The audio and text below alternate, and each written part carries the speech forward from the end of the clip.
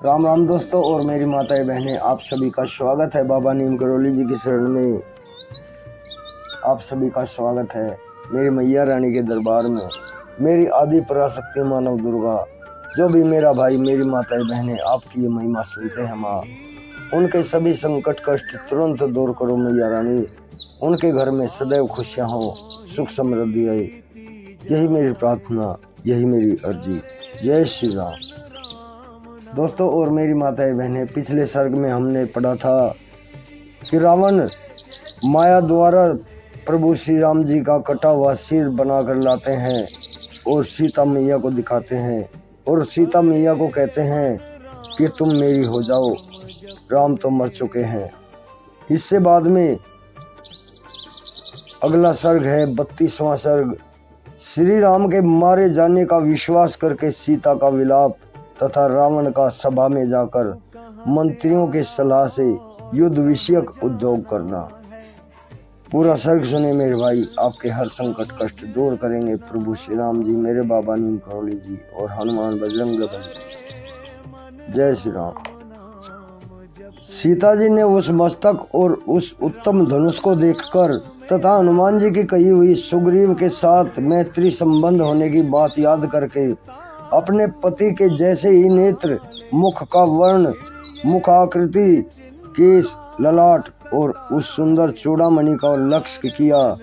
इन सब चिन्हों से पति को पहचान कर वे बहुत दुखी हुई और कुरीरी की भांति रो रो कर कैकेयी की निंदा करने लगी। कैकेयी, अब तुम सफल मनोरथ हो जाओ। रघुकुल को आनंदित करने वाले ये मेरे पति देव मारे गए। तुम सब भाव से ही कलह कारणि हो। तुमने समस्त रघुकुल का संहार कर डाला। ऐसा कहकर दुख की मारी तपस्विनी वेदेही बाला थर थर कांपती हुई कटी कदली के समान पृथ्वी पर गिर पड़ी।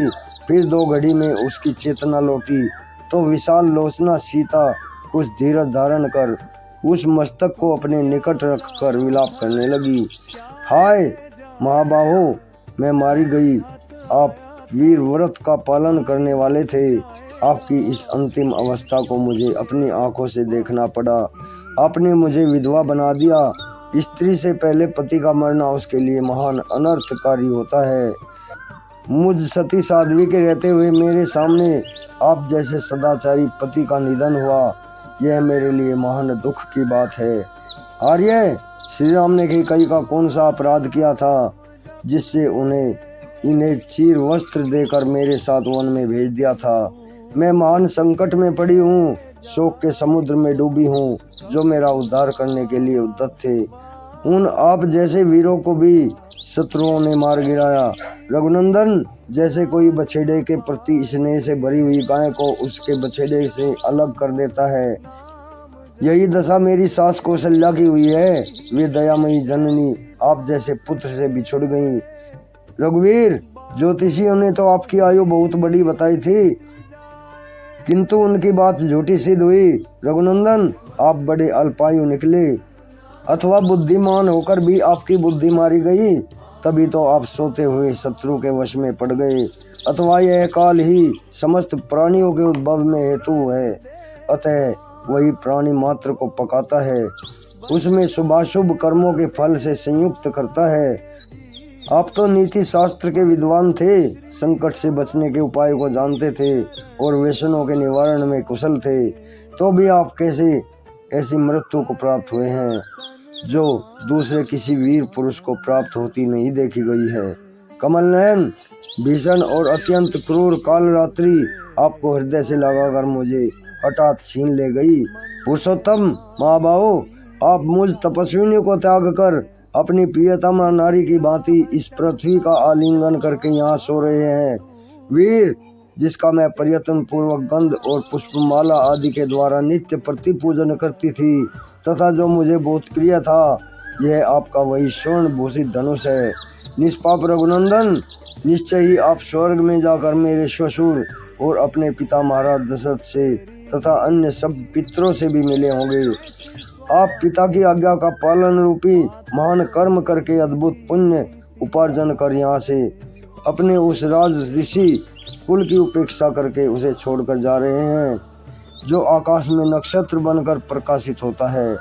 आपको ऐसा नहीं करना चाहिए राजन। आपने अपनी छोटी अवस्था में ही, जब कि मेरी भी छोटी ही अवस्था थी, मुझे पत्नी के रूप में प्राप्त किया था। मैं सदा आपके साथ विचरने वाली सहधर्मिता हूँ। आप मेरी ओर क्यों नहीं देखते हैं अथवा मेरी बात का उत्तर क्यों नहीं देते हैं? श्री राम, मेरा परिग्रहण करते समय जो आपने प्रतिज्ञा की थी कि मैं तुम्हारे साथ धर्माचरण करूँगा, उसका स्मरण कीजिए और मुझ दुखिनी को भी साथ ही ले चलिए। गतिमानों में श्रेष्ठ रघुनंदन, आप मुझे अपने साथ वन में लाकर और यहाँ मुझ दुखिनी को छोड़कर इस लोक से परलोक को क्यों चले गए हैं? मैंने ही अनेक मंगलमय उपचारों से सुंदर आपके श्री विग्रह का आलिंगन किया था। आज उसी को मांस भक्षी हिंसक जंतु अवश्य इधर उधर घसीट रहे होंगे। आपने तो पर्याप्त दक्षिणाओं से युक्त अग्निष्टोम आदि यज्ञों द्वारा भगवान यज्ञ पुरुष की आराधना की है। फिर क्या कारण है कि अग्निहोत्र की अग्नि से दाह संस्कार का सुयोग आपको नहीं मिल रहा है? हम 3 व्यक्ति एक साथ वन में आए थे, परंतु अब शोकाकुल होकर माता कौशल्या केवल एक व्यक्ति लक्ष्मण को ही घर लौटा हुआ देख सकेंगी। उनके पूछने पर लक्ष्मण उन्हें रात्रि के समय राक्षसों के हाथ में आपके मित्रों की सेना तथा सोते हुए आपके वध का समाचार अवश्य सुनाएंगे। रघुनंदन, जब उन्हें यह ज्ञात होगा कि आप सोते समय मारे गए और मैं राक्षसों के घर में हर लाई गई हूँ, तो उनका हृदय विदीर्ण हो जाएगा और वे अपने प्राण त्याग देंगी। हाय मुझ अनार्या के लिए निष्पाप राजकुमार श्री राम, जो महान पराक्रमी थे, समुद्र लंघन जैसा महान कर्म करके भी गाय की खुरी के बराबर जल में डूब गए, बिना युद्ध किए सोते समय मारे गए। हाय दशरथ नंदन श्री राम, मुझ जैसी कुल कलंकिनी नारी को मोहवश ब्याह लाए पत्नी ही आर्य पुत्र श्री राम के लिए मृत्यु रूप बन गई, जिनके यहाँ सब लोग याचक बनकर आते थे एवं सभी अतिथि जिन्हें प्रिय थे, उन्हीं श्री राम की पत्नी होकर जो मैं आज शोक कर रही हूँ। इससे जान पड़ता है कि मैंने दूसरे जन्म में किसी निश्चय ही उत्तम दान धर्म में बाधा डाली होगी। रावण, मुझे भी श्री राम के शव के ऊपर रखकर मेरा वध कर डालो। इस प्रकार पति को पत्नी से मिला दो। यह उत्तम कल्याणकारी कार्य करो, इसे अवश्य करो। रावण, मेरे सिर से पति के सिर का और मेरे शरीर से उनके शरीर का संयोग करवा दो। इस प्रकार मैं अपने महात्मा पति की गति का ही अनुसरण करूंगी। इस प्रकार दुख से संतप्त हुई विशाल लोचना जनक नंदिनी सीता पति के मस्तक और धनुष को देखते हुए विलाप करने लगी। जब सीता इस तरह विलाप कर रही थी, उसी समय वहां रावण की सेना का एक राक्षस हाथ जोड़े हुए अपने स्वामी के पास आया। उसने आर्य पुत्र महाराज की जय हो कहकर रावण का अभिवादन किया और उसे प्रसन्न करके यह सूचना दी कि सेनापति प्रयस्थ पधारे हैं। प्रभु, सब मंत्रियों के साथ प्रयस्थ महाराज भी सेवा में उपस्थित हुए हैं। वे आपका दर्शन करना चाहते हैं, इसलिए मुझे उन्होंने यहाँ भेजा है। अक्षमाशील महाराज, निश्चय ही कोई अत्यंत आवश्यक राजकीय कार्य आन पड़ा है, अतः आप उन्हें दर्शन देने का कष्ट करें। राक्षस की कही हुई यह बात सुनकर दशग्रीव रावण अशोक वाटिका छोड़कर मंत्रियों से मिलने के लिए चला गया। उसने मंत्रियों से अपने सारे कृत्य का समर्थन कराया और श्री रामचंद्र जी के पराक्रम का पता लगाकर सभा भवन में प्रवेश करके वह प्रस्तुत कार्य की व्यवस्था करने लगा।